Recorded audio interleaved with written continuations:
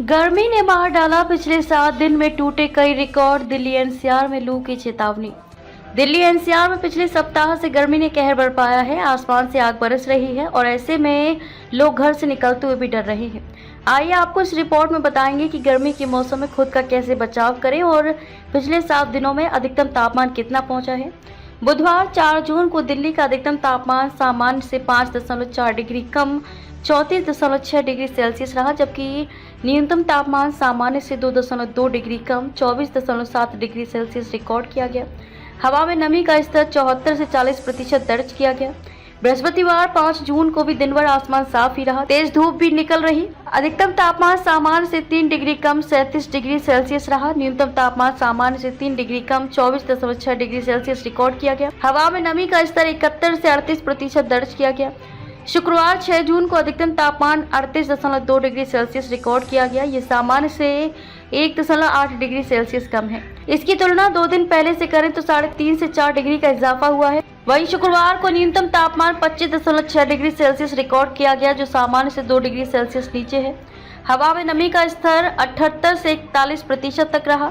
शनिवार 7 जून को दिल्ली का अधिकतम तापमान 39.8 डिग्री सेल्सियस दर्ज किया गया, जो सामान्य से 0.2 डिग्री सेल्सियस कम है।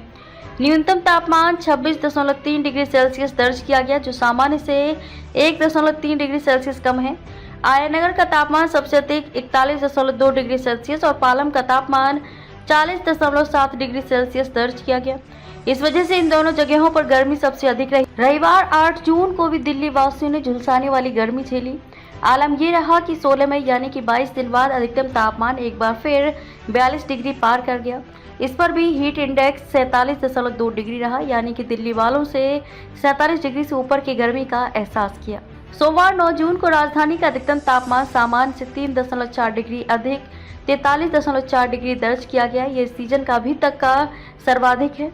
इस पर भी हीट इंडेक्स 48.9 डिग्री दर्ज हुआ, यानी कि दिल्ली वालों ने दिन भर 49 डिग्री की उमस भरी गर्मी झेली। न्यूनतम तापमान सामान्य स्तर 27.6 डिग्री सेल्सियस रिकॉर्ड किया गया। हवा में नमी का स्तर 70 से 25% रहा। 45.3 डिग्री के साथ आयानगर दिल्ली का सबसे गर्म इलाका रहा। मंगलवार 10 जून को इस सीजन का सबसे अधिक अधिकतम तापमान 43.8 डिग्री सेल्सियस दर्ज किया गया। ये सामान्य से 3.6 डिग्री अधिक है।